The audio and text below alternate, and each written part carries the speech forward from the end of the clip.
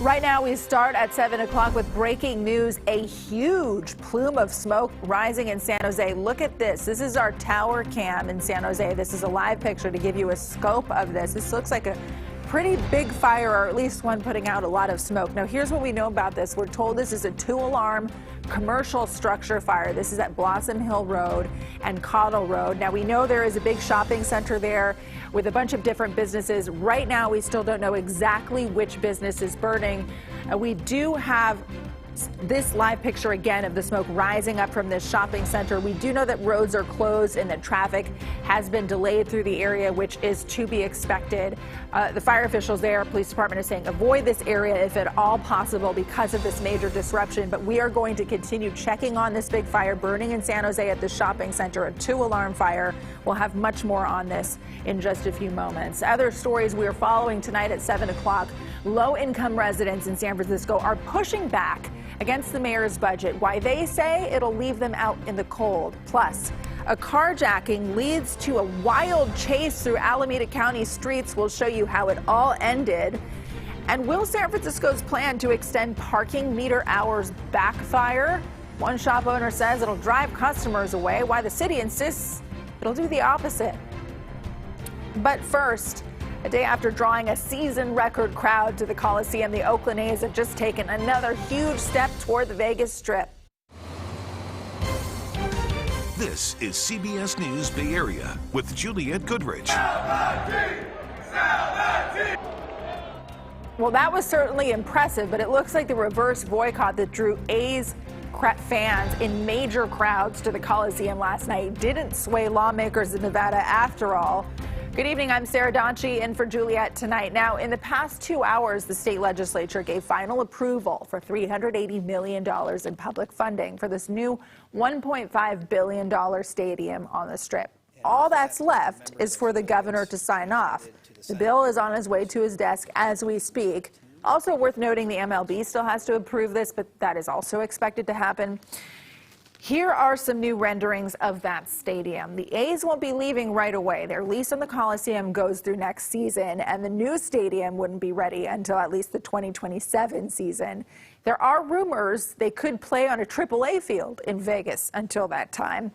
Oakland Mayor Sheng Tao releasing a statement. She has not been quiet about this. This time she writes, Oaklanders know better than anyone that it is a long road between state legislation and shovels in the ground. The A's have been part of Oakland for more than half a century, and they belong in this city. Whatever happens in Nevada, our focus is on doing what's best for Oakland, and our commitment to fiscal responsibility and expanding economic opportunity for all our residents will not waver. Now, some of San Francisco's most vulnerable residents say there is something seriously wrong with Mayor London Breed's latest budget proposal.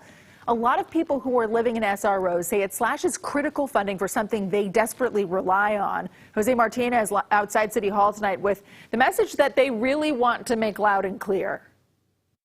Yeah, this group of residents started their day in Chinatown by holding a rally. Then they came here to City Hall to express those concerns. Now, they tell me that this program is extremely important because it helps them communicate building issues and conflicts with landlords.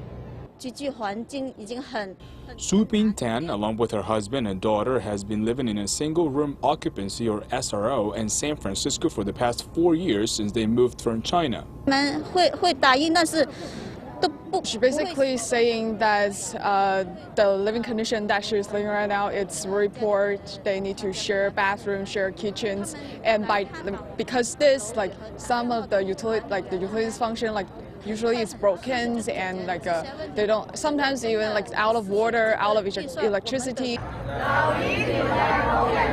She is just one of hundreds of SRO residents concerned about the mayor's proposed budget cuts, which aim to eliminate over $5 million from the Code Enforcement and Outreach Program, as well as the SRO housing program. They're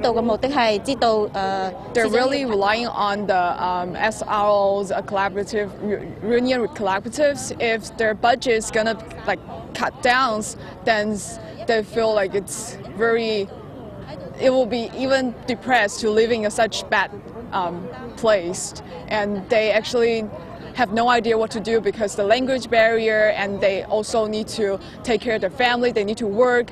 The program is supported by a coalition of neighborhood organizations. It provides linguistically and culturally sensitive assistance to both tenants and landlords. Of these units are, let's be honest, subpar housing.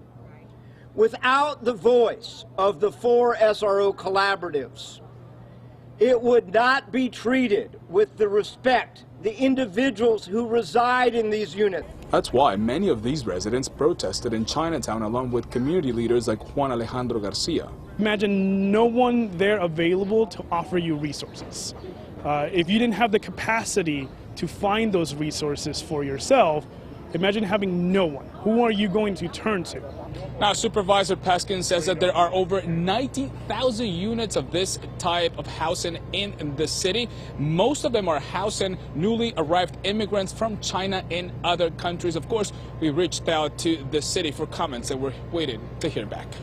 All right, Jose, thank you so much. We want to return to that breaking news that we told you about right at the top of the broadcast. Take a look at this. This is a live shot out of San Jose, a live tower camera. What a huge plume of smoke we're seeing. Big black smoke rising in South San Jose. This is a really good vantage point just to give you an idea of how much smoke this fire is putting out right now. So we know this is a 2-alarm commercial structure fire, again, at Blossom Hill Road and Cottle Road, inside of a shopping center somewhere. We don't know yet which business it is that caught fire or if it has spread to multiple businesses. We don't know that yet, but we do have this citizen video. This is a different angle of some of the smoke rising up for the shopping center.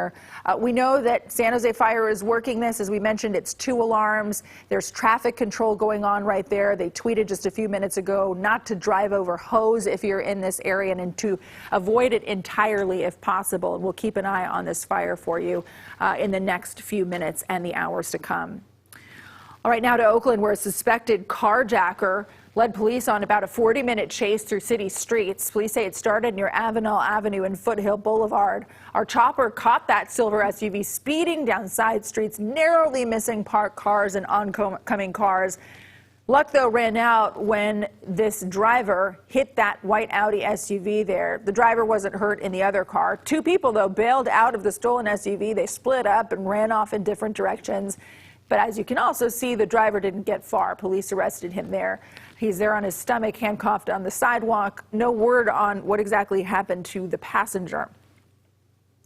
Well, even with shops disappearing in downtown San Francisco and elsewhere in the city, people who are visiting are going to have to feed the parking meter longer. The city is planning to extend parking meter hours. The MTA says they have to bridge a budget gap and prevent muni service cuts. MTA also insists it'll be good for businesses. Our Max Darrow talked with one longtime shop owner who could not disagree more. Parking meters line the street outside of Macchiarini Creative Design, where inside you'll find Daniel Macchiarini and his lifetime of metalworking experience finessing some inlay work for his latest project. There's going to be a dot ring for this order that I have.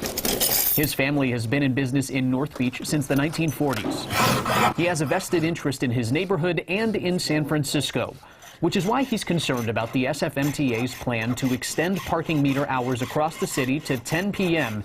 and on Sundays from noon to 6. Anytime you create a situation where people have to pay more in order to visit a commercial district, you inhibit the use of the commercial district. He thinks more paid parking will negatively impact businesses across the city.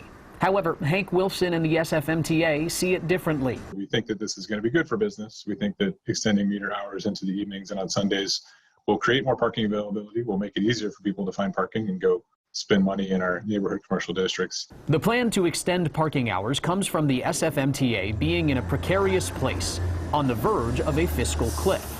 It's extremely important that we generate revenue in any way we can. This SFMTA is facing a $130 million annual budget deficit starting in fiscal year 2025, which is July 1 of 2024. The SFMTA anticipates the extended parking hours plus the additional citations that would occur as a result of the change would generate around $18.5 million a year.